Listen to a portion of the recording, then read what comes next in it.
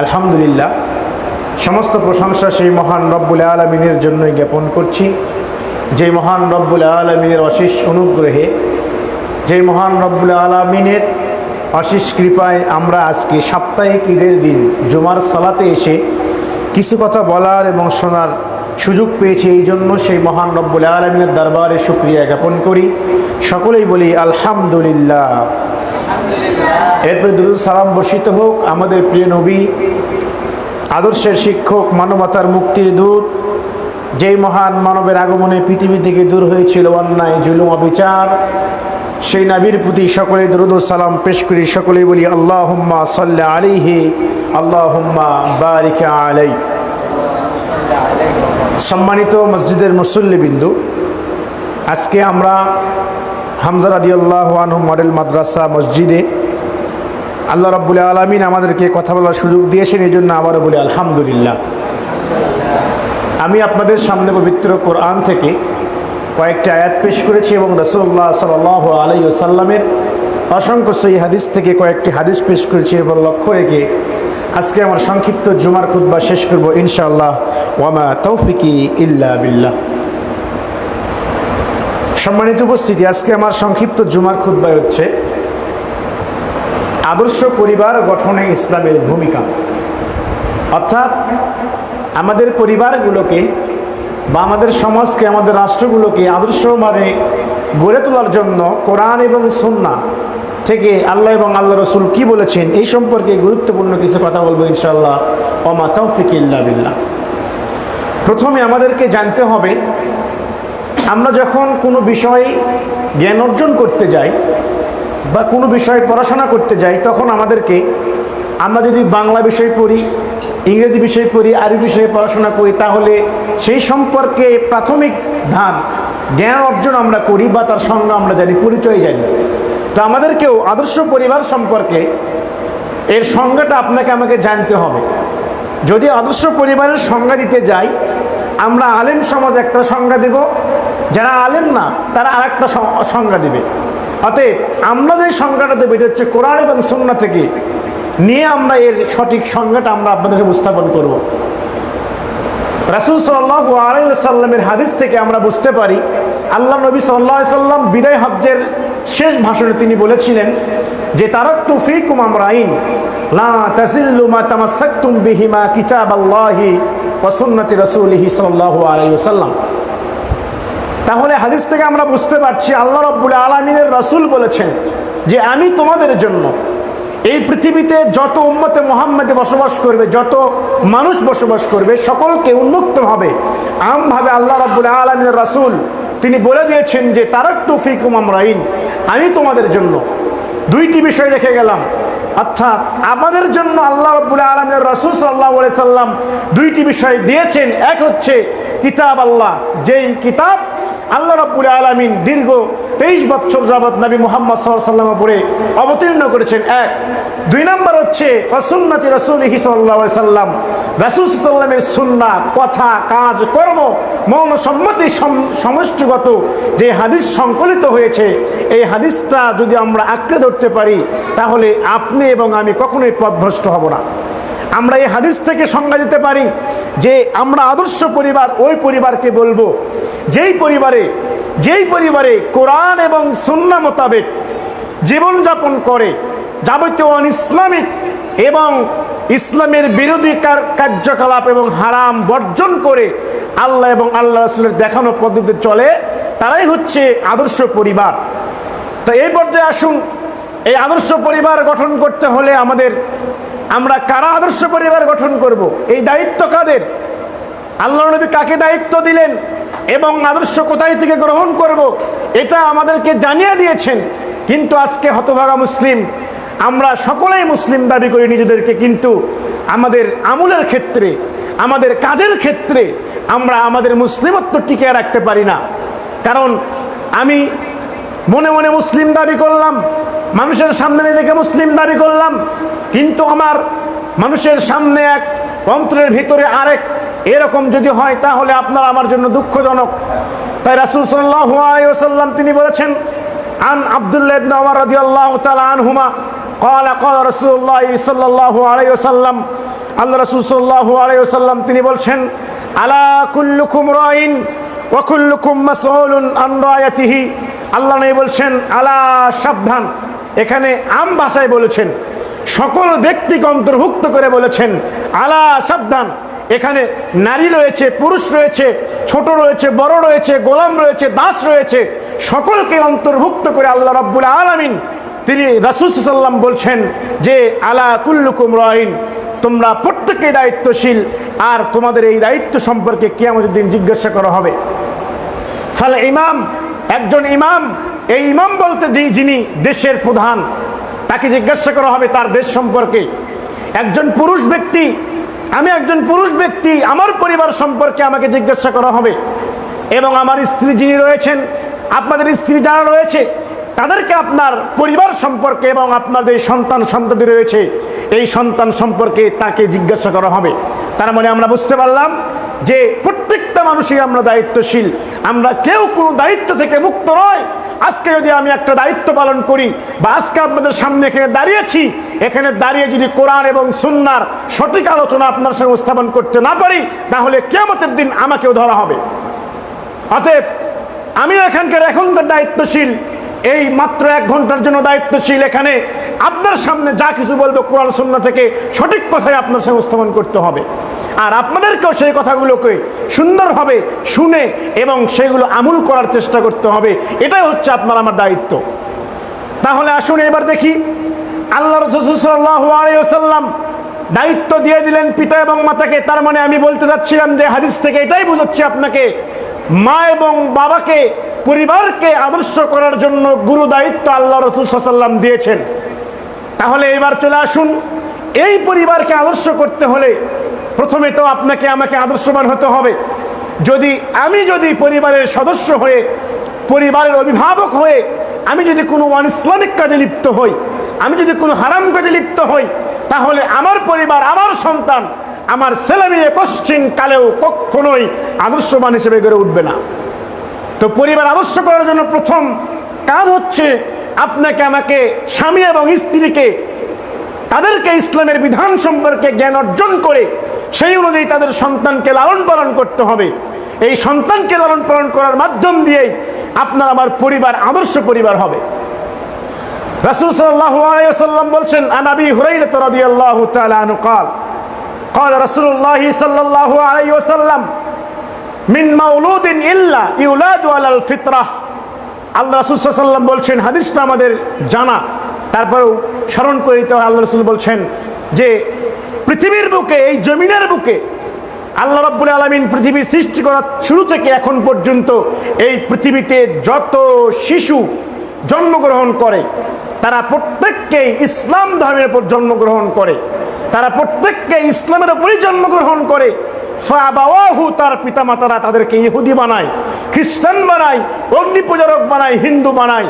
তাহলে এই হাদিস থেকে আমরা বুঝতে পারি যে আপনার আমার ঘরে যেই সন্তান জন্মগ্রহণ করেছে, এই সন্তানকে আল্লাহ রাব্বুল আলামিন মুসলিম করে পৃথিবীতে প্রেরণ করেছেন।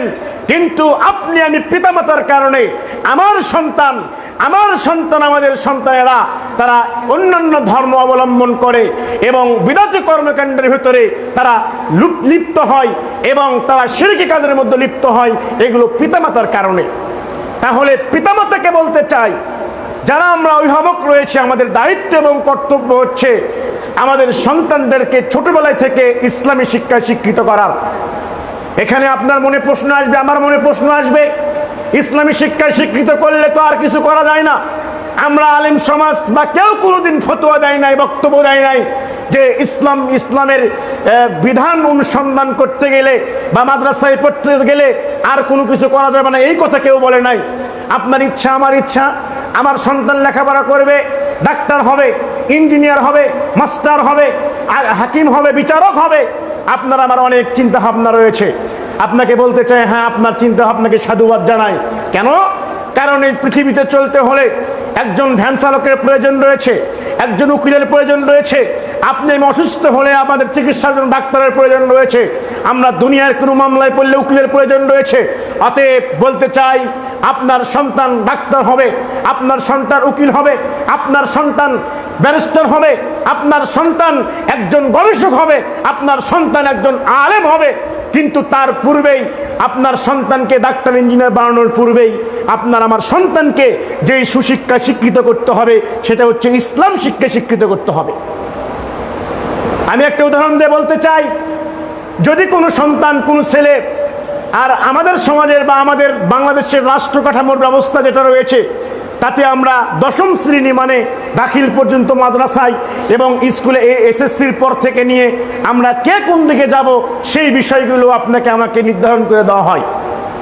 তাহলে এই যে 10টা বছর রয়েছে, আপনার সন্তান আরো 10 বছরে চলে গেল, এই 10 বছর যদি আমি আমার সন্তানকে, আমাদের ছেলেমেয়েদেরকে অন্তত যদি মাদ্রাসায় পড়াতাম বা ইসলাম শিক্ষার জ্ঞান অর্জনের দিকে তাগিদ দিতাম, তাহলে তো আপনার আমার সন্তান একজন এই 10 বছর পড়ার পরে মোটামুটি একটা ইসলামের ধারণা সে নিতে পারত। এর পরবর্তীতে যদি আপনার ইচ্ছা হয় ডাক্তার ইঞ্জিনিয়ার বানাবেন, তাহলে আমাদের সমাজে যে সমস্ত যারা ভুয়া ডাক্তার রয়েছে, যারা ঘুষখোর রয়েছে, সুদখোর রয়েছে, এগুলো আর আমাদের সমাজে তৈরি হতো না।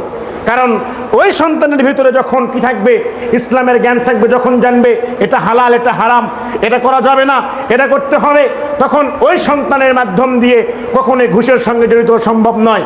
আমরা দেখতে পাই ডাক্তার যারা রয়েছে তারা অনেক সময় রুগীকে বেশি বেশি ওষুধ লিখে দেয়, তারা অনেক সময় বেশি বেশি ভিজিট নেয়, যেটা আমরা সাধারণ মানুষ যারা যারা রোজগার কম করতে পারে, টাকা পয়সা কম, তাদের কাছে অনেক মনে হয়, অনেক কষ্ট হয়। যদি এই সন্তান, ওই ডাক্তার যদি কি করত, এই ডাক্তারি শিকার পূর্বে যদি ইসলামের জ্ঞান, প্রাথমিক জ্ঞান অর্জন করত, তাহলে হয়তো অন্যায় এই জুলুমগুলো করতো না, ঠিক কিনা? সম্মানিত উপস্থিতি, বলছিলাম তাহলে আমাদের সন্তানদেরকে প্রাথমিকভাবে আপনাকে আমাকে ইসলামিক শিক্ষায় শিক্ষিত করতে হবে। দেখুন আল্লাহ রাসূল সাল্লাল্লাহু আলাইহি ওয়াসাল্লাম তিনি বলছেন আদর্শ পরিবার গঠন করার জন্য বেশ কয়েকটি নির্দেশনা দিয়েছেন। তার মধ্যে অন্যতম একটি হাদিস হচ্ছে যে রাসূল সাল্লাল্লাহু আলাইহি ওয়াসাল্লাম ওসিয়ত করে গিয়েছেন যে মুআজ রাদিয়াল্লাহু আনহু ওসিয়ত করছেন, ইয়া মুআজ, আল্লাহ রাসূল বলছেন যে হে মুআজ, আমি তোমাকে এই বিষয়ে ওসিয়ত করলাম যে তুমি তোমাদের সন্তানদেরকে কি করো। আল্লাহ রাসূল সাল্লাল্লাহু আলাইহি ওয়াসাল্লাম বলছেন যে এই সন্তানদেরকে তুমি কি করো, আলা তারফা আসাকা আদাবান, তোমার পরিবার থেকে যেই আদব শিক্ষার লাঠিকে উঠিও না। এক, এর পূর্বে বলছে যে ওয়ানফিক আলা ইয়ালিক মিন তাওলিক, আল্লাহ নবী বলছেন মুআজ রাদিয়াল্লাহু আনহুকে ওসিয়ত করে বলছেন যে মুআজ, তুমি কি করো, তুমি যে উপার্জন করো, তার মানে আমি যে উপার্জন করি, আপনি যে উপার্জন করেন, এই উপার্জিত অর্থ থেকে, এই উপার্জিত সম্পদ থেকে, ধন সম্পদ থেকে আল্লাহ রাসূল বলছেন ওয়ানফিক আলা ইয়ালিক মিন তাওলিক, আমার যেই সামর্থ্য রয়েছে, আমার যেই শক্তি রয়েছে, এই পরিমাণ অর্থ আমার পরিবারের পিছনে আমি ব্যয় করব। 1 নম্বরে এই কথা বলেছেন। 2 নম্বর বলেছেন ওয়ালা তারফা আসাকা আদাবান, মুআজ, তুমি তোমার পরিবার থেকে আদবের লাঠিকে, বেদকে তুমি উঠে নিও না। এরপরে বলছেন ওয়াখিফুম ফিল্লাহ, এবং তোমার পরিবারকে, তোমার ছেলে মেয়েকে, তোমার স্ত্রীকে, তোমার পরিবারকে তুমি আল্লাহর ভয় দেখাও। তাহলে এখানে 3টি বিষয় আল্লাহ রাসূল সাল্লাল্লাহু আলাইহি ওয়াসাল্লাম বলেছেন। 1 নম্বরে তিনি বললেন যে আমি যে অর্থ উপার্জন করি, আপনাকে এই পরিবারের দায়ভার গ্রহণ করতে হবে, আমাকেই দায়ভার গ্রহণ করতে হবে। আমার ছেলে মেয়েকে সুশিক্ষায় শিক্ষিত করতে হবে আমাকেই, আমার ছেলে মেয়েকে ভুল পথে নিয়ে গেলে দায়ী থাকবো আমি। অতএব আমার উপার্জিত অর্থ সম্পদ দিয়ে আমাদের ছেলে মেয়েদের পিছনে ব্যয় করতে বলা হয়েছে। এরপরে বলছেন ওলা তারফা আসাকা আদাবান, আদবের লাঠি উঠিও না। তাহলে এইবার এখান থেকে আরেকটা হাদিস উপস্থাপন করব, যে হাদিসটাও আমাদের সবারই জানা, সবাই জানি কম বেশি, কারণ আমরা অনেক আলোচনা, অনেক ওয়াজ মাহফিল শুনি, কিন্তু আমাদের সমাজের পরিবর্তনের পরও হয় না। এর কারণ আপনারা আমার অন্তরে আল্লাহ রাব্বুল আলামিন মোহর মেরে দিয়েছেন। কেন পরিবর্তন হবে না? আল্লাহ রাসূল সাল্লাল্লাহু আলাইহি ওয়াসাল্লাম বলেন আদবের লাঠি উঠিও না।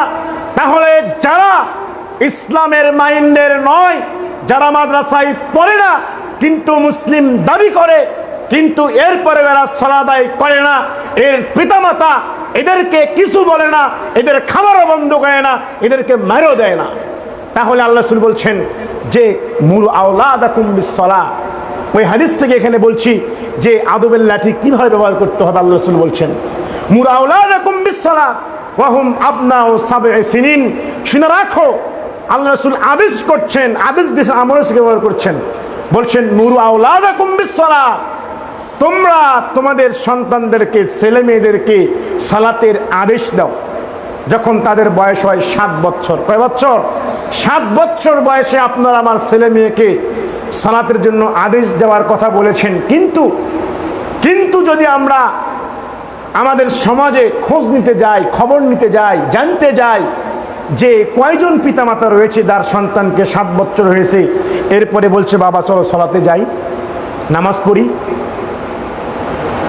এরপরে আল্লাহ রাসূল বলছেন 10 বছর যখন হবে তখন সালাত আদায় না করলে তাদেরকে পিটিয়ে সালাত আদায় করাতে হবে, তাদেরকে পিটিয়ে সালাত আদায় করাতে হবে। আজকে আমাদের সমাজের যারা সভ্য মানুষ হিসেবে দাবি করে কিন্তু তারা রাসূলের কথাকে মানে না। আপনার সন্তান স্কুলে দিয়েছেন, অপরাধ করবে, করলে শিক্ষক রয়েছে শাসন করবে, এটাই স্বাভাবিক।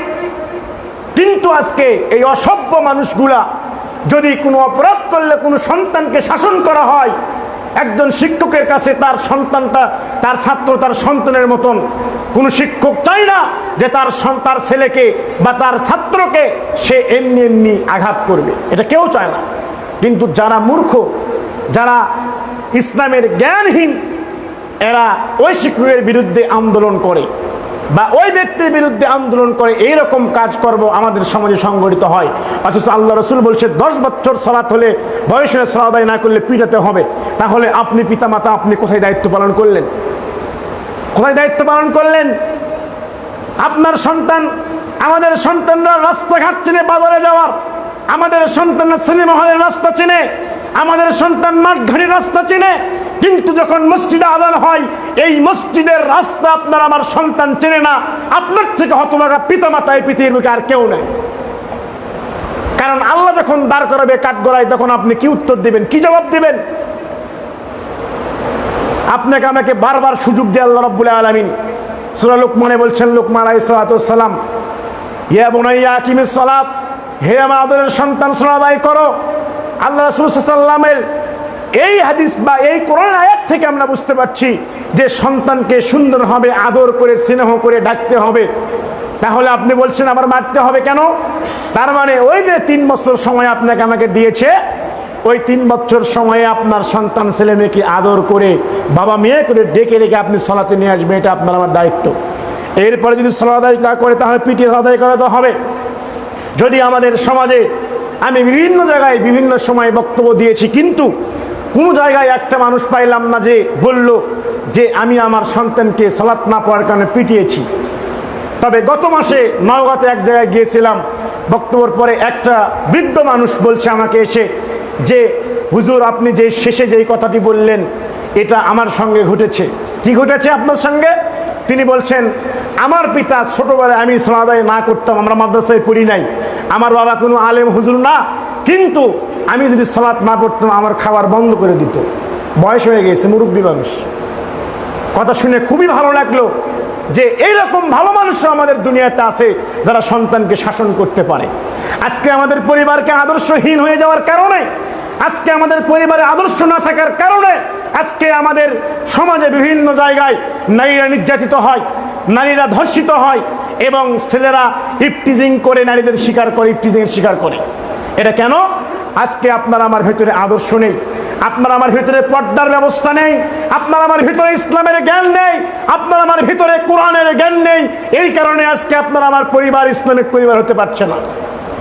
রাসূল সাল্লাল্লাহু আলাইহি ওয়াসাল্লামকে লক্ষ্য করে আল্লাহ নবী বলছেন, আল্লাহ তাআলা বলছেন লাকাদ কানা লাকুম ফি রাসূলিল্লাহি উসওয়াতুন হাসানাহ, অবশ্যই অবশ্যই তোমাদের জন্য রাসূল সাল্লাল্লাহু আলাইহি সাল্লামের মধ্যে রয়েছে উত্তম আদর্শ নিহিত। তাহলে এই পৃথিবীর বুকে যদি কোনো ব্যক্তি নিজেকে মুসলিম দাবি করে, সে মনে করে আমি মুসলিম, আমি কোরআন সুন্নাহ অনুসারী, যদি আমি দাবি করি, যদি আপনি দাবি করেন, তাহলে আল্লাহর রাসূলের কথা, আল্লাহ তাআলার কথা অনুযায়ী আপনাকে আমাকে আদর্শ গ্রহণ করতে হবে। নবী মুহাম্মদ সাল্লাল্লাহু আলাইহি সাল্লাম আসমান নিচে জমিনের উপরে আর কোনো ব্যক্তির, কোনো পীরের, কোনো হুজুরের, কোনো আলেমের, কোনো ব্যক্তির পথ অনুসরণ করা যাবে না। এটাই কোরআন এবং হাদিস দ্বারা স্পষ্ট হয় যে আপনার আমার সমাজে যে রকম অনুসরণের ব্যক্তি রয়েছে, আপনাদের ফরিদপুরে আটরশি রয়েছে, যেখানে এত অসংখ্য ইসলামের নামে বিরুদ্ধে, ইসলামের ব্যাপকতাকে, ইসলামের মর্যাদাকে নষ্ট করা হয়। বিভিন্ন জায়গা থেকে লোকজন এসে সেখানে ভিড় জমায়, বিভিন্ন, শুধু এখানে নয়, আমাদের বগুড়াতেও আছে, প্রত্যেকটা জেলাতে রয়েছে বিভিন্ন জায়গায় যেখানে খানকা মাজার রয়েছে। এগুলোর কারণে আজকে আমাদের সমাজটা ধ্বংস হচ্ছে, কোরআন সুন্নাহ থেকে দূরে চলে যাচ্ছে। তো বলছিলাম, আদর্শ গ্রহণ করতে হলে আল্লাহ নবী সাল্লাল্লাহু আলাইহি ওয়াসাল্লামের আদর্শ গ্রহণ করতে হবে। আপনি কিভাবে আদর্শ গ্রহণ করবেন? আমি কি আদর্শ গ্রহণ করব? আল্লাহ সাল্লাল্লাহু আলাইহি ওয়াসাল্লাম বুখারী মুসলিমের হাদিসে উল্লেখ করে তিনি বলছেন, ওয়া কানা ইয়াকরাউ ক্বাবলা নাওমাহা ওয়াল হাদিসা বাদাহা। আল্লাহ নবী সাল্লাল্লাহু আলাইহি সাল্লাম তিনি এশার নামাজের পূর্বে ঘুমানোকে অপছন্দ করতেন। এরপরে অন্যত্র বলছেন, এশার নামাজের পরে আজে বাজে গল্প গুজব করাকে অপছন্দ করতেন। তবে যদি একমাত্র দ্বীনি ইলম, ইসলামের কোনো কাজ হয়, লেখাপড়া হয়, এগুলো ব্যতীত, অর্থাৎ আল্লাহর নবীর হাদিস থেকে আমরা বুঝতে পারলাম যে এশার নামাজের পূর্বে যেন কোনো ব্যক্তি না ঘুমায়। তাহলে আপনার সন্তান এশার সালাত পড়লো না, আপনার স্ত্রী এশার সালাত পড়লো না, আপনার মেয়ে এশার সালাত পড়লো না, না পড়ে ঘুমিয়ে গেল, আপনি পিতা, আপনি স্বামী, আপনার স্ত্রীকে কিছু বললেন না, তাহলে আপনার পরিবার আদর্শ কিভাবে হবে? পরিবারে সালাত নাই তো ওই পরিবার আদর্শ পরিবার নয়, পরিবারে পর্দা নেই তো ওই আদর্শ পরিবার নয়, পরিবারে কোরআন তেলাওয়াত নেই ওই পরিবার আদর্শ পরিবার নয়, পরিবারে হালাল এবং হারামের বাস নেই, তার মানে ওই পরিবার আদর্শ পরিবার নয়। পরিবারকে আদর্শ করতে হলে কয়েকটি বিষয় লক্ষ্য রাখতে হবে। 1 নম্বর, আপনার পরিবারে সালাত থাকতে হবে। 2 নম্বর, আপনার পরিবারে পর্দার বিধান থাকতে হবে। 3 নম্বর, আপনার পরিবারে কোরআন শিক্ষার ব্যবস্থা থাকতে হবে। 4 নম্বর হচ্ছে আপনার আমার পরিবারে হালাল উপার্জনের পথ খোলা থাকতে হবে। এই 4টা বিষয় থেকে যদি কোনো ব্যক্তি বাদ পড়ে যায়, তাহলে ওই পরিবারকে আমরা কখনো কোশ্চিনকালেও রাসূলের ভাষায়, নবীর ভাষায়, কোরআনের ভাষায় আদর্শ পরিবার, আদর্শ সমাজ বলতে পারবো না। দেখুন আদর্শ কিভাবে শিক্ষা গ্রহণ করে, আদব শিক্ষা কিভাবে আল্লাহ রাসূল দিয়েছেন। এই মর্মে আল্লাহ রাসূল সাল্লাল্লাহু আলাইহি সাল্লাম ওমর ইবনে আবি সালামাতা রাদিয়াল্লাহু তাআলা আনহু قال كنت غلاما في حجر রাসূল সাল্লাল্লাহু আলাইহি সাল্লাম, তিনি বলছেন আমি রাসূল সাল্লাল্লাহু আলাইহি ওয়াসাল্লামের বাড়িতে আমি গোলাম হিসেবে ছিলাম। আবু সালামা রাদিয়াল্লাহু আনহু তিনি বলছেন রাসূল সাল্লাল্লাহু আলাইহি সাল্লাম এমন ভাবে তাদের সঙ্গে আদব বা ব্যবহার করতেন, এটা দৃষ্টান্ত উদাহরণ। কিন্তু আমাদের সমাজে এই রকম লোকজন পাওয়া খুব মুশকিল। কিভাবে? আমরা যদি কোনো মালিক পক্ষ হই, যারা আপনার আমার কর্মচারী হয়, তাদের সঙ্গে আমাদের বাংলাদেশের তুলনায়, বাংলাদেশে যেগুলো দেখা যায় সচরাচর, বিশেষ করে যারা দিনমজুর, তাদের সঙ্গে যে খারাপ ব্যবহারটা করা হয়, এই খারাপ ব্যবহারটা কিন্তু আল্লাহ রাসূল সাল্লাল্লাহু আলাইহি ওয়াসাল্লাম কোনো চাকরের সঙ্গেও করেন নাই। তিনি চাকরকে আদর্শ শিক্ষা দিয়েছেন। আর আমরা আমাদের সন্তানদেরকে আদর্শ শিক্ষা দিতে পারি না। আমরা আমাদের সন্তানকে বলতে পারি টাকনুর নিচে কাপড় পরা যাবে না, আমরা আমাদের মেয়েদেরকে বলতে পারি না পর্দা করতে, বোরকা ছাড়া বাইরে যাওয়া যাবে না, এই কথা আমি বলতে পারি না। দেখুন আল্লাহ রাসূল গোলামকে শিক্ষা দিচ্ছেন কি? সাম্মিল্লাহ। তিনি বলছেন যে আমার সামনে খাবার উপস্থিত করা হলো, খাবার নিয়ে আসা হলো, যদি এখানেই প্রশ্ন করা হয় কোনো ব্যক্তিকে যে আপনি বলেন তো আপনার ছেলেকে কোনোদিন বলেছিলেন যে বাবা বিসমিল্লাহ বলে খাও, হয়তো কাউকে পাওয়া যাবে, কাউকে পাওয়া যাবে না। এর পরবর্তী তিনি বলছেন আমার হাত প্লেটের চতুর্পাশে ঘুরছিল, আমি কই থেকে খাবো বুঝতে পারছিলাম না। আল্লাহ নবী প্রথমে বললেন সাম্মিল্লাহ, আল্লাহর নাম নিয়ে খাও। ওয়াকুল বিয়ামিনিকা ওয়াকুল মিম্মা ইয়ালিকা, ডান হাতে বিসমিল্লাহ বলে তোমার সামনে থেকে তুমি খাবার শুরু করো। আল্লাহর নবী এই কথা এখানে বললেন, একজন গোলামকে শিক্ষা দিলেন আদব। তাহলে আপনার সন্তান তো পানি পান করার আদবও জানে না, আপনার সন্তান তো বাথরুমে যাওয়ার আদব জানে না, আপনার সন্তান তো মসজিদে ঢোকার আদব জানে না, মসজিদে যাওয়ার দোয়া জানে না। আপনার সন্তান 9, 10 পড়াশোনা করে, আপনার মেয়ে বিবাহ দিয়ে দিয়েছেন, আপনার মেয়ে কোরআন পড়তে পারে না, আপনার মেয়ে বাথরুমে যাওয়ার দোয়া বলতে পারে না, মসজিদে ঢোকার দোয়া বলতে পারে না, তাহলে আপনার আমার পরিবার আদর্শ পরিবার কোথায়? কি দেখে আপনার পরিবারকে আমরা আদর্শ পরিবার বলবো? আপনার ছেলে দাঁড়িয়ে পানি পান করে, আপনার ছেলে দাঁড়িয়ে প্রস্রাব করে, আপনার ছেলে মুরব্বীর সঙ্গে খারাপ ব্যবহার করে, বড়কে সম্মান করে না, ছোটকে স্নেহ করে না, তাহলে আপনার পরিবার আদর্শ পরিবার কোথায় থেকে আসবে? রাসূল সাল্লাল্লাহু আলাইহি ওয়াসাল্লাম তিনি বলছেন, রাজুলুন কানাত ইনদাহু আমাতুন, যদি কোনো ব্যক্তির কাছে কি থাকে? আমাতুন, একটা দাস থাকে। দাস, রাসূলের যুগে দাস প্রথা ছিল, যেই প্রথা আমাদের সমাজে এখন নেই। তো যদি কোনো দাস থাকে, কোনো দাসী থাকে, কোনো গোলাম থাকে, কোনো চাকর থাকে, আল্লাহর নবী বলছেন সে যদি ওই ব্যক্তিকে আদব শিক্ষা দেয়, উত্তম আদব এবং উত্তম শিক্ষা দেয়, ফাহসানা তা'দিবাহু ওয়া আল্লামা তা'লিমাহু, যদি কোনো ব্যক্তি কোনো দাসকে, কোনো গোলামকে, কোনো চাকরকে আদর্শ শিক্ষা দেয় এবং উত্তম শিক্ষা দেয়, এবং ওই দাস বা গোলামকে যদি কি করে? মুক্ত করে দেয় এবং বিবাহ করে, সেই যুগের প্রথা হিসেবে বলছে আল্লাহ রাসূল। তো যদি আমরা কোনো গোলামকে, কোনো বালককে, কোনো ব্যক্তিকে যদি আমরা আদব শিক্ষা দেই, ফালাহু আজরান, তাহলে ওই ব্যক্তির জন্য দ্বিগুণ সওয়াব রয়েছে। ধরে নিন, আমি একটা উদাহরণ দেই, যদি কোনো ব্যক্তিকে আমি সালাতের জন্য আহ্বান করি, সালাত, সে ব্যক্তি আমার আহ্বানে আসলে সে সালাত পড়ার কারণে যেই নেকিটা অর্জন হয়েছে, ওই রূপ নেকি আমার আমলনামাও লেখাবে, সুবহানাল্লাহ। তেমনি আপনার একটি কথার মাধ্যমে যদি কোনো ব্যক্তি আদব শিখতে পারে, কোনো বড় ব্যক্তিকে সম্মান করতে শেখে, মুরব্বীকে সালাম দেওয়া শেখে এবং ছোটদেরকে স্নেহ করা শেখে, তাহলে আপনার আমার জন্য 2 গুণ নেকি হবে।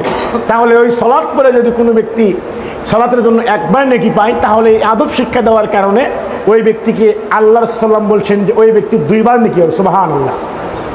তাহলে আমরা দুনিয়াতে অসংখ্যভাবে, অনেকভাবেই আমরা পাপ কাজে লিপ্ত হয়েছি, অন্যায় কাজে লিপ্ত হয়েছি, জুলুমের সঙ্গে লিপ্ত হয়েছি, ইসলামের বিপক্ষে দাঁড়িয়ে ইসলামের সঙ্গে সংঘর্ষে লিপ্ত হয়েছি। এরকম অপরাধ আমরা করেছি, যেই অপরাধগুলো ক্ষমার অযোগ্য। যদি আমরা এইগুলো চিন্তা ভাবনা করে যদি কোনো ব্যক্তিকে আদব শিক্ষাই, তাহলে আমাদের আমলনামায় এই সওয়াবের যে অংশটা এটা লেখা হবে। তাহলে আল্লাহ রাসূল সাল্লাল্লাহু আলাইহি ওয়াসাল্লাম তিনি গোলামকে আদব শিক্ষা দিচ্ছেন, আর আপনার এবং আপনার স্ত্রীর মিলনে যেই সন্তান, যেই ছেলে মেয়ে হয়েছে, আপনার আদরের টুকরা, কলিজার টুকরা, যেই সন্তানকে আপনি দিনে একবার না দেখলে থাকতে পারেন না, যে সন্তানকে দূরে রেখে আসতে পারেন না, এই আদরের টুকরা সন্তানদেরকে যদি আপনি আদর্শবান করে গড়ে তুলতে না পারেন, যদি আপনি দুনিয়াতে কল্যাণকর এলেম যদি শিক্ষা দিতে না পারেন, যদি আদর্শ করে গড়ে তুলতে না পারেন, আল্লাহর কসম, এই সন্তান, এই ছেলে মেয়ে যাদেরকে কষ্ট করে আমরা দিনের পরে দিন, রাতের পরে রাত ভ্যান চালিয়ে মাঠে কাজ করে, অপরাধে কাজ করে আমরা যেই সন্তানকে বড় করব, যেই সন্তানকে শিক্ষিত করব, সন্তানকে বিভিন্ন জায়গায় লাগিয়ে দেব কাজে, ওই সন্তান, আল্লাহর কসম, ওই সন্তান কিয়ামতের দিন আপনার আমার কাজে বিন্দু পরিমাণ আসবে না। কারণ আল্লাহ তাআলা বলছেন, ইয়াউমা ইয়াফিররু মারউ মিন আখি, কিয়ামতের দিন, যেই দিন কিয়ামত সংঘটিত হবে, ওই দিনে আমার ভাই আমার কাছ থেকে পলায়ন করে চলে যাবে, আমার সন্তান যাবে, স্ত্রী যাবে, মা বোন সবাই চলে যাবে। সেই দিন কঠিন মুসিবতের দিন, আপনার আমার পাশে দাঁড়ানোর মতন কোনো ব্যক্তি থাকবে না। যদি আমরা এই দুনিয়াতে সেই সন্তানগুলোকে সেইভাবে আদর্শবান করে ইসলামিক মাইন্ডের তৈরি করতে না পারি, তাহলে এই সন্তান আমার কোনো কাজে আসবে না। তাহলে আদবের কথা বলছিলাম যে পরিবার আদর্শ করার জন্য আপনার পরিবারে আদব থাকতে হবে। কি আদব বলছিলাম? যে একজন ব্যক্তিকে পানি যদি আমরা পান করি, তার জন্য 5টি নিয়ম রয়েছে ইসলামে। এই নিয়ম আপনাকে শিখাতে হবে আপনার সন্তানকে। বাথরুমে প্রবেশ করার নিয়ম আপনাকে শিখাতে হবে, মসজিদে প্রবেশের আদব আপনার সন্তানকে শিখাতে হবে। আপনি আমি কীভাবে শেখাবো? কারণ আমি তো নিজেই বাথরুমে প্রবেশ করার দোয়া পারি না, বাথরুমে প্রবেশ করতে হয় কীভাবে এটাও জানি না, মসজিদে হয় কীভাবে এটাও জানি না। আপনার আমার পরিবর্তন হয় না, আমি আল্লাহকে ভয় করি না, নিজের পরিবর্তন নাই, পরিবারের পরিবর্তন কিভাবে করবেন? তাই বলতে যাচ্ছিলাম যে এই আদবগুলোকে, ইসলামের প্রত্যেকটা বিষয়ে আদব রয়েছে। আপনি পোশাক পরিধারণ করব, সেই পোশাক পরিধান করার আদব রয়েছে, নিয়মকানুন রয়েছে। আমি হাট বাজারে যাব, তার জন্য নিয়মকানুন রয়েছে। ইসলামের প্রত্যেকটা সেক্টরে সেক্টরে আল্লাহ রাসূল সাল্লাল্লাহু আলাইহি সাল্লাম প্রত্যেকটার আদব শিক্ষা দিয়েছেন। এই আদবগুলো যদি আমাদের পরিবারের ভিতরে না থাকে, তাহলে আপনার আমার পরিবার আদর্শ পরিবার হবে না। সম্মানিত উপস্থিতি, দেখুন, আদর্শ পরিবার গঠন করতে হলে আমাদেরকে আদর্শ গ্রহণ করতে হবে রাসূল সাল্লাল্লাহু আলাইহি সাল্লামের কাছ থেকে। তিনি হচ্ছেন আমাদের পুরুষ জাতির জন্য, পুরুষদের জন্য একমাত্র অনুসরণীয় ব্যক্তি। এবং নারীদের ক্ষেত্রে আমরা সব কিছু রাসূলের কাছ থেকে গ্রহণ করব, কিন্তু নারীদের ক্ষেত্রে কিছু বিধান যেগুলো রয়েছে, সেই বিধানগুলো আমরা আয়েশা রাদিয়াল্লাহু তাআলা আনহা, খাদিজা রাদিয়াল্লাহু তাআলা আনহা, এনাদের কাছ থেকে এই বিষয়গুলো আমরা অনুসরণ করব। তো আজকে যদি আমি আমাদের পরিবার যে চালাচ্ছি, আমাদের পরিবারকে সুন্দর করার জন্য, বা আপনার যে বাড়ি রয়েছে, ঘর রয়েছে, এই ঘরটাকে সুন্দর করার জন্য আমি পরামর্শ করি যে কিভাবে করলে আমার বাড়িটা এইভাবে বিল্ডিং তৈরি করা যায়, ইট দিয়ে গাঁথনি দেওয়া যায়, আমার পরিবার বড় করা যায়, আমার ঘরগুলো বড় করা যায়, এরকম সভা পরামর্শ আমরা বসে থেকে করি। কিন্তু আমরা কোনদিন এই পরামর্শ করলাম না, হতভাগা মুসলিম, এই পরামর্শ আমরা করলাম না যে আমাদের সন্তান বড় হচ্ছে, আমাদের ছেলে মেয়ে বড় হচ্ছে, তাদেরকে কিভাবে, কোন পথে, কোন শিক্ষায় শিক্ষিত করলে আমাদের পরিবার সুন্দর হবে, আমাদের পরিবার ভালো হবে, এই চিন্তা আমি করি না। সম্মানিত উপস্থিতি, আসুন আমরা যারা আজকে আলোচনাগুলো শুনছি বা শুনলাম, আমরা বলতে চাই বা জানাতে চাই যে আমরা যেন আমাদের পরিবারের ভিতরে, আল্লাহ রাসূল একটি হাদিস বলেছেন, যে হাদিসটা হচ্ছে আবু হুরায়রা রাদিয়াল্লাহু আনহু, তিনি বলেন, আরবাউ ইযা কুন্না ফীকা ফালা আলাইকা। আল্লাহ রাসূল বলছেন আরবাউ ফীকা, মানে আল্লাহ রাসূল বলছেন যখন চারটি বিষয় কোনো ব্যক্তির ভিতরে থাকবে, কোনো পরিবারের ভিতরে থাকবে, আর ওই পরিবারের ভিতরে চারটি বিষয় থাকার পরে যদি দুনিয়ার সব কিছু ধ্বংস হয়ে যায়, সব কিছু মাটির সঙ্গে মিশে যায়, তবুও ওই ব্যক্তি ক্ষতিগ্রস্ত অন্তর্ভুক্ত হবে না। তার মানে আখিরাতে সফলকাম হওয়ার জন্য আল্লাহ রাসূল চারটি ফর্মুলা আপনাকে আমাকে দিয়েছেন। এক নম্বর, যে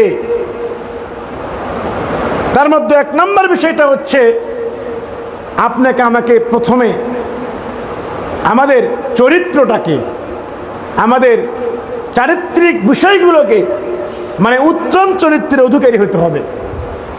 এরপরে আমানত রক্ষা করতে হবে। আমানত, এই ক্ষেত্রে আমরা যথেষ্ট পরিমাণ যত্নবান বা আমরা দায়িত্বশীল না। আমাদের ভিতরে আজকে আমানত না থাকার কারণে আজকে আমরা কোনো ব্যক্তির কাছে গেলে আমরা কর্জে হাসানা, যদি একজন ভাই বিপদে পড়েছে, আর এক ভাইয়ের কাছে যাবে যে ভাই আমার একটু সমস্যা, আমাকে কিছু টাকা ধার দাও, আমি কয়েকদিন পরে দিয়ে দেবো, এই টাকাটা আমরা পাই না। কেন পাই না? আজকে আমানত রক্ষা আমাদের সমাজে হয় না। আমানত রক্ষার এটা আবার বিস্তারিত আলোচনা, আলাদা আলোচনা। যেহেতু আমি আপনাদেরকে বলছিলাম পরিবার আদর্শ করার জন্য 1 নম্বর আপনাকে উত্তম চরিত্র দিতে হবে, 2 নম্বর আমানত রক্ষা করতে হবে, 3 নম্বর বিষয়টা হচ্ছে যে কোনো মূল্যে, যে কোনোভাবে আপনাকে আমাকে সদা সর্বদাই সত্য কথা বলতে হবে। সত্য কথা যদি না বলে তাহলে আপনার আমার জন্য কঠিন হবে। 4 নম্বর যে বিষয় সেটা হচ্ছে আপনাকে আমাকে আমাদের পরিবার আদর্শ করার জন্য হারামকে বর্জন করে হালালকে গ্রহণ করতে হবে। তাহলে 1 নম্বর আমরা জানতে পারলাম আমাদের সফলতার চাবিকাঠির মধ্যে 1 নম্বর আপনাকে আমাকে উত্তম চরিত্র দিকে যেতে হবে 1, 2 নম্বর আপনাকে আমাকে আমানত রক্ষা করতে হবে 2, 3 নম্বরে আপনাকে আমাকে সদা সর্বদাই সত্য কথা বলতে হবে, 4 নম্বরে হারাম বর্জন করে হালালকে আপনাকে গ্রহণ করতে হবে। তাহলেই দুনিয়ার সব কিছু ধ্বংস হয়ে গেলেও, সব কিছু শেষ হয়ে গেলেও এই চারটি বিষয় যদি আপনার আমার ভিতরে থাকে, তাহলে আপনার আমার জন্য আখিরাতে সফল কাম হবে ইনশাআল্লাহ। তো বলতে চাচ্ছিলাম, খুতবা শেষের পর্যায়ে এসে আমি আপনাদের সামনে গুরুত্বপূর্ণ কয়েকটি কথা বলতে চাই। এগুলো অনেক কষ্টের, যদিও আমি এখানে আজকে প্রথম আসলাম, তারপরেও আমরা বিভিন্নভাবে নেটের মাধ্যমে, ইউটিউবের মাধ্যমে বিভিন্ন সময় এই প্রতিষ্ঠানের প্রচারণা, জুমার খুতবা সবগুলো আমরা দেখতে পাই এবং এই প্রতিষ্ঠানের উপরে যেই অন্যায়, জুলুম, অত্যাচার এগুলো আমরা শুনতে পাই। তো আমি একটা কথা বলতে চাই আপনাদেরকে, আপনি যখন হক মানতে যাবেন, সঠিক কথা মানতে যাবেন, তখন আপনার আমার উপরে বাধা আসবে, এটাই চূড়ান্ত। কারণ যুগে যুগে যত নবী রাসূলগণ এসেছিলেন, এই প্রত্যেকটা নবী এবং রাসূলগণ এই ইসলাম প্রচার করার জন্য বাধাগ্রস্ত হয়েছিলেন। প্রত্যেকটা নবী এবং রাসূল পরীক্ষার সম্মুখীন হয়েছিলেন, যারা সেই পরীক্ষাগুলোকে উত্তীর্ণ হয়ে আমাদের জন্য এই শান্তির ধর্ম ইসলাম আজও প্রতিষ্ঠা করে গিয়েছেন। তার কারণ হচ্ছে তারা হকের পথে দাওয়াত দিতে গিয়ে বাধাগ্রস্ত হয়েছে। তার মানে এই বাধাগ্রস্ত হওয়ার পরে আপনাকে নিরাশ হলে চলবে না, আপনাকে আমাকে হতাশ হলে চলবে না, আল্লাহর রহমত থেকে নিরাশ হওয়া যাবে না। আল্লাহর সাহায্য আসবে এবং আপনার আমার উপরে বিপদ আসবে, এটাও সত্য। সমাজে চলতে গেলে, আমি যখন সমাজে কোনো কাজ করতে যাব বা আপনি যখন কোনো কাজ করতে যাবেন, নিজেকে উদাহরণ হিসেবে মনে করুন, দাঁড় করিয়ে দিন, তখন দেখবেন আপনার বিপক্ষে অনেক লোক দাঁড়িয়ে যাবে, কেউ বলবে ভালো, কেউ বলবে খারাপ। এই চিন্তা, টেনশন নিয়ে না করে আল্লাহকে ভরসা করে, আল্লাহর ওপর দণ্ডায়মান হয়ে আল্লাহর ওপর একমাত্র ভরসা করে আপনাকে সামনে অগ্রসর হতে হবে। তারই প্রেক্ষিতে আজকে বলতে চাই, আজকে হাঁটি হাঁটি পা করে আজকে এই হামজা রাদিয়াল্লাহু আনহু কমপ্লেক্স আলহামদুলিল্লাহ মাশাআল্লাহ খুব সুন্দরভাবে চলছে। আমরা দোয়া করব আল্লাহ রাব্বুল আলামিন যেন এই কমপ্লেক্সকে একটা এই এলাকার মার্কাজ, আল্লাহুম্মা আমিন। এবং আমি দোয়া করব আরও, বা আপনাদেরকে উদাত্ত আহ্বান জানাবো, আপনারা সব সময় সর্বদাই সব ক্ষেত্রে এই প্রতিষ্ঠানের দিকে লক্ষ্য রাখবেন এবং নজর রাখবেন এবং এই প্রতিষ্ঠানের ছাত্র দিয়ে, আপনাদের আর্থিক সহযোগিতা দিয়ে আপনারা এই প্রতিষ্ঠানকে জাগিয়ে রাখার, কিয়ামত পর্যন্ত টিকিয়ে রাখার জন্য যেই মাধ্যম ওসিলা রয়েছে সেইভাবে আপনার চেষ্টা ইনশাআল্লাহ। আমি বলতে চাই যে আল্লাহ রাব্বুল আলামিন আপনাকে আমাকে তেমনইভাবে পরীক্ষায় নিক্ষেপ করছেন বা পরীক্ষার সম্মুখীন করছেন, যেই পরীক্ষার মাধ্যম দিয়ে হয়তো আপনার আখিরাতে পূর্ণ একটি নেকির একটা ব্যবস্থা আল্লাহ রাব্বুল আলামিন করবে। তো আরও বলতে চাচ্ছিলাম যে রাসূল সাল্লাল্লাহু আলাইহি ওয়াসাল্লাম তিনি বলেছেন যে যদি কোনো ব্যক্তি কোনো সমাজ থেকে কোনো সুন্নত উঠে যায়, কোনো সমাজে যখন কোনো বিদআত চালু হয়ে যায়, কোনো সমাজে যখন বিদআত চালু হয়ে যায়, সেখান থেকে সেই সমপরিমাণে সুন্নত উঠে যায়। তাহলে আজকে যদি আমাদের মাঝে থেকে কোনো সুন্নত উঠে যায়, বিদআত চালু হয়, তাহলে সুন্নত উঠে যাবে, আর এগুলোর দায়িত্ব আপনাকে আমাকে নিতে হবে। বলছিলাম রাসূল সাল্লাল্লাহু আলাইহি ওয়াসাল্লাম একটি হাদিসে উপস্থাপন করছেন যে মুসা আলাইহিস সালাতু ওয়াস সালাম এর যেই তাওরাত দেওয়া হয়েছিল, সেটা নিয়ে একদা আবু হুরায়রা রাদিয়াল্লাহু তাআলা আনহু পড়ছিলেন। পড়তে পড়তে রাসূল সাল্লাল্লাহু আলাইহি ওয়াসাল্লাম জানতে পারলেন, জানার পরে বলছেন যে যদি আল্লাহর কসম করে বলছি যে ওয়াল্লাযী নাফসি বিয়াদিহি মুহাম্মদ, আমি সেই সত্তার শপথ করে বলছি, সেই সত্তার কসম করে বলছি যে যদি লাউকানা হাইয়ান, যদি মূসা এই জামানায় আমার সময়ে জীবিত থাকতো, তাহলে মূসা আমার অর্থাৎ নবী মুহাম্মদ সাল্লাল্লাহু আলাইহি ওয়াসাল্লামের অনুসরণ করত। তাহলে যদি কোনো নবী রাসূলের যুগে যে জীবিত থাকতো, তাহলে সেই নবীও সেই রাসূলও এসে আমাদের ধর্ম ইসলামকে মানত, আমাদের সঠিক দিনকে তারা মানত। কিন্তু আজকে আমরা বুঝমান মানুষ হওয়ার পরেও, আজকে আমরা বুঝমান ব্যক্তি হওয়ার পরেও আল্লাহ আমাকে জ্ঞান দিয়েছে, বোঝার শক্তি দিয়েছে, ক্ষমতা দিয়েছে, পাওয়ার দিয়েছে, অর্থ করে দিয়েছে, সব কিছুই দিয়েছে। এরপরেও আমরা ইসলাম থেকে দূরে রয়েছি, ইসলাম থেকে দূরে রয়েছি।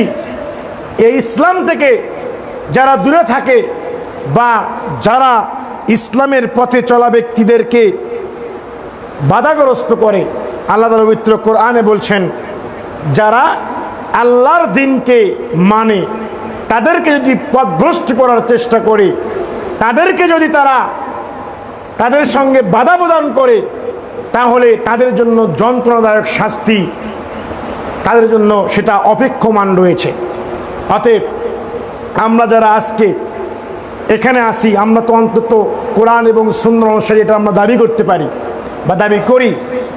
তাহলে কোরআন এবং সুন্নাহর ভিত্তিতে আপনার এলাকা বা আপনার পরিবার বা আমার পরিবার চলতে হলে যেই পদক্ষেপগুলো আপনাকে আমাকে গ্রহণ করতে হবে, সেই পদক্ষেপগুলোকে এখান থেকে আপনাকে নিয়ত করতে হবে যে আজকে আমার পরিবারে এই রকম একটা পরামর্শ করব বা এই কথা বলবো, যাতে আমার পরিবার আদর্শবান হয়ে আমার পরিবার মানে একটা আদর্শ মডেল ফ্যামিলি হয়ে যেন থাকতে পারে।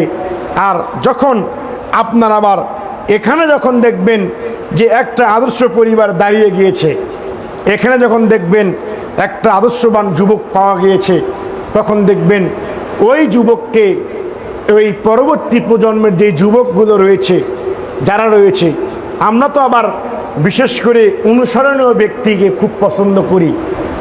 তাহলে আপনাকে যদি আল্লাহ রাসূল বলছেন মান তাশাব্বাহা বিকওমিন ফাহুয়া মিনহুম, তাহলে যদি কোনো ব্যক্তি কোনো জাতির অনুসরণ করে, তাহলে সে ব্যক্তি সেই দলের অন্তর্ভুক্ত।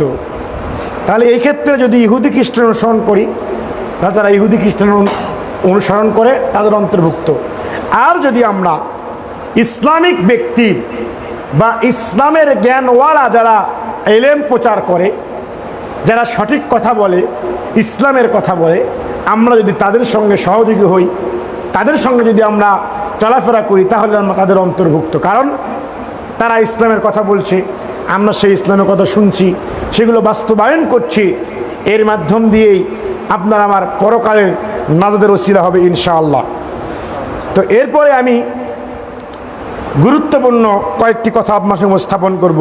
সেটি হচ্ছে যে আমরা যারা অভিভাবক এবং পিতামাতা রয়েছি, তাদেরকে উদাত্ত আহ্বান জানাবো, এটাই উদ্যত আহ্বান জানাবো যে আবার ওই কথা স্মরণ করে দিচ্ছি, আয়াতটা আবারও স্মরণ করছি যে ইয়াউমা ইয়াফিররু মারউ মিন আখি, যে এই আয়াত থেকে লক্ষ্য করে আমি আপনাদেরকে বলতে চাই, আজকে হয়তো আপনার সামনে এত সুন্দর পরিবেশ রয়েছে, আমার সামনে এত সুন্দর পরিবেশ রয়েছে, বা আমরা এত সুন্দর আল্লাহর নিয়ামত ভক্ষণ করছি, কিন্তু আমরা আল্লাহর নিয়ামতের শুকরিয়া আদায় করছি না। আপনার সন্তান হয় না, আমার সন্তান হয় না, আল্লাহর কাছে দোয়া করে কত কিছু করে সন্তান হয়েছে, তারপরে আপনার আমার এই সন্তানগুলোদেরকে যে ইসলামী শিক্ষায় শিক্ষিত করতে হবে, এই বিষয়গুলো আমরা ভুলে গিয়েছি। তো প্রথম শিক্ষা হচ্ছে আমাদের সন্তানদেরকে আদর্শবান করতে হলে, আমাদের পরিবার আদর্শ করতে হলে আমাদেরকে দ্বীনি ইসলামের ইলম শিক্ষা দিতে হবে। এই ইমাম রাসূলুল্লাহ সাল্লাল্লাহু আলাইহি ওয়াসাল্লাম বলেছেন তলাবুল ইলমু ফারিয়াতুন আলা কুল্লি মুসলিমিন ওয়া মুসলিমা, যে প্রত্যেকটা নারী এবং পুরুষের জন্য দ্বীনি জ্ঞান অর্জন করা ফরজ করে দিয়েছেন। আর আল্লাহ রাব্বুল আলামিন প্রথমে যে আয়াতটা নাজিল করেছিলেন ইকরা বিইসমি রাব্বিকাল্লাযী খলাক, সেটা হচ্ছে পড়ো তোমার প্রভুর নামে যিনি তোমাকে সৃষ্টি করেছেন। তাহলে এই আলাকের প্রথম আয়াতগুলো, প্রথম 5 আয়াতে আল্লাহ রাব্বুল আলামিন কোরআনের সর্বপ্রথম অবতীর্ণ করেছেন। তো এই প্রথমে আপনাকে আমাকে যে আদেশ দিয়েছেন সেটাই হচ্ছে কি আদেশ, যে পড়ার আদেশ দিয়েছেন। তাহলে পড়ার বিকল্প কোনো পথ নেই। ইলম অর্জন করা বিকল্প কোনো পথ নেই। এই জন্য আপনাদেরকে আমি, যারা অভিভাবক রয়েছেন তাদেরকে বলবো যে আপনার বাড়িতে আমার বাড়িতে অন্তত ইসলামিক যেগুলো বই রয়েছে এই ইসলামিক বইগুলো আপনার র্যাকে যেন শোভা পায়, মানে ওখান থেকে যেন আপনার ছেলে মেয়ে পড়তে পারে। এর পূর্বে প্রথম কাজ সেটি হচ্ছে, যদি আমরা এখন পর্যন্ত যারা কোরআন পড়া শিখতে পারি নাই, যারা এখনও কোরআন পড়তে পারি নাই, তাদেরকে এই কথা স্মরণ করিয়ে দেই যে যারা চেষ্টা করে, যারা কষ্ট করে কোরআন পড়ার চেষ্টা করে তাদের জন্য দ্বিগুণ সওয়াব রয়েছে। তার মানে আপনি পড়তে পারছেন না, আমি পড়তে পারছি না, চেষ্টা করছি, কষ্ট করে আটকে গিয়ে গিয়ে পড়াশোনা করছি, কোরআন শেখার আগ্রহ করেছি, এর জন্য আমাদের জন্য দ্বিগুণ সওয়াব থাকবে। আর কোরআন শিক্ষার বিনিময়ে আমরা সকলেই জানি প্রত্যেকটা অক্ষরের বিনিময়ে আল্লাহ 10টা করে নেকি একজন ব্যক্তির আমুলনামায় লেখে, সুবহানাল্লাহ।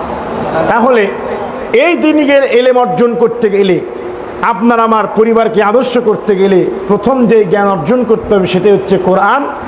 আর এই কোরআনটাই আপনি আমি পড়তে পারি না, এই কোরআনটা আপনি আমি জানতে পারলাম না, কোরআনটা আরবি পড়তে পারি না, এর যে বাংলা অনুবাদ রয়েছে, তাফসির রয়েছে, এগুলো পড়লে যে আপনার আমার জীবনের উপকারিতা আসবে, এগুলো তো আমরা মানে জানতেও চাইলাম না। তাই আমি আহ্বান জানাবো, যারা আমরা এখন পর্যন্ত কোরআন পড়তে পারি না, যারা মা বোন রয়েছেন তাদেরকেও বলবো, যারা কোরআন পড়তে পারি না, আপনাদের অনুরোধ থাকবে আপনারা কোরআন পড়ার চেষ্টা করুন এবং এই কোরআনের আলোকে, হাদিসের আলোকে আপনারা আমার পরিবারগুলোকে আদর্শ পরিবার গঠন করার জন্য চেষ্টা করুন। আল্লাহ রাব্বুল আলামিন আমাদের সকলকে, আল্লাহুম্মা আমিন ওয়া কানা রাব্বিল আলামিন।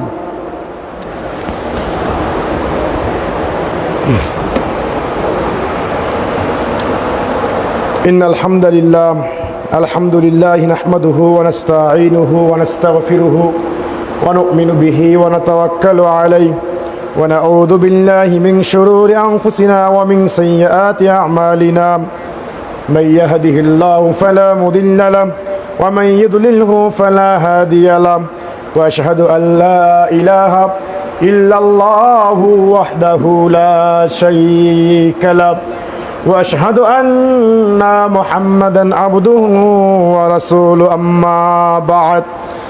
أما بعد فأعوذ بالله من الشيطان الرجيم بسم الله الرحمن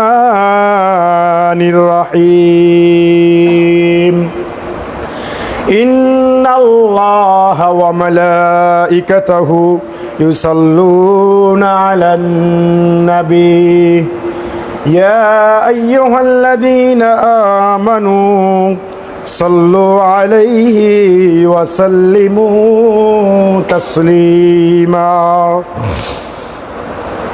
اللهم صل على محمد وعلى آل محمد كما صليت على إبراهيم وعلى آل إبراهيم إنك حميد مجيد اللهم بارك على محمد وعلى آل محمد كما باركت على إبراهيم وعلى آل إبراهيم إنك حميد مجيد ربنا آتنا في الدنيا حسنة وفي الآخرة حسنة وقنا عذاب النار يا حي يا قيوم برحمتك أستغيث اللهم إني نسألك الجنة الفردوس ونعوذ بك من عذاب جهنم সম্মানিত উপস্থিতি, পরিশেষে আমরা দোয়া করি। আমাদের মধ্য থেকে অনেকেই চির বিদায় নিয়ে চলে গিয়েছেন, অনেকের বাবা মা ভাই বোন আত্মীয় স্বজন দাদা দাদি নানা নানি যারাই মৃত্যুবরণ করে আমাদেরকে এই দুনিয়ার মায়া মহাব্বত ত্যাগ করে চলে গিয়েছে, আমরা দোয়া করি আল্লাহ রাব্বুল আলামিন সেই সমস্ত মৃত ব্যক্তিদেরকে তাদের কবরের আযাব মাফ করে দিয়ে জান্নাতুল ফেরদৌস, আল্লাহুম্মা আমিন। এবং আমরা দোয়া করি আমাদের মধ্যে যারা অভাবগ্রস্ত রয়েছে, ঋণগ্রস্ত রয়েছে, বিপদগ্রস্ত রয়েছে, আল্লাহ রাব্বুল আলামিন সেই সমস্ত ভাই এবং বোনদেরকে অভাব ঋণ থেকে মুক্ত, আল্লাহুম্মা আমিন। এবং আরও দোয়া করি আমাদের মধ্যে যারা অসুস্থ রয়েছেন আল্লাহ সেই সমস্ত ভাই এবং বোনদেরকে পরিপূর্ণ সুস্থ আল্লাহুম্মা আমিন। এবং আমরা দোয়া করি আজকে আমরা যে হামজা রাদিয়াল্লাহু আনহু মডেল মাদ্রাসাতে জুমার খুতবা দেওয়ার সুযোগ পেয়েছি এবং আপনারা শোনার সুযোগ পেয়েছেন।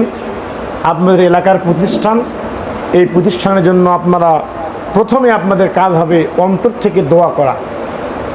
আপনি অন্তর থেকে এই দোয়া করবেন, আল্লাহ রাব্বুল আলামিন, আমি যদিও গরিব বা আমি যদিও অভাব মানে বিত্তবান না, আমার পক্ষে দান খয়রাত বা সহায়তা সম্ভব নয়, তাদেরকে বলবো আপনারা অন্তর থেকে সলাতে দাঁড়িয়ে সলাতের পরে এই দোয়া করবেন, আল্লাহ রাব্বুল আলামিন আপনি এই প্রতিষ্ঠানকে কবুল করুন, আল্লাহুম্মা আমিন। অন্তত এই দোয়াটি আপনি প্রথমে করবেন। আপনার সহযোগিতার প্রয়োজন পরে। প্রথম কাজ হচ্ছে আপনি আল্লাহর কাছে এই প্রতিষ্ঠানের কবুলিয়াতের জন্য এবং যাবতীয় ষড়যন্ত্র থেকে মুক্তির জন্য আল্লাহ রাব্বুল আলামিনের কাছে দোয়া করবেন ইনশাআল্লাহ। এবং আমরা দোয়া করি আল্লাহ রাব্বুল আলামিন এই প্রতিষ্ঠানকে যাবতীয় ষড়যন্ত্র থেকে, যাবতীয় বেদাতীতের মানে ষড়যন্ত্র থেকে আল্লাহ রাব্বুল হেফাজত করে এখানে সালাফি মানহাজের একটি কেন্দ্র প্রতিষ্ঠা হয়েছে। আল্লাহ রাব্বুল আলামিন এটাকে কিয়ামত পর্যন্ত টিকে রাখুক, আল্লাহুম্মা আমিন।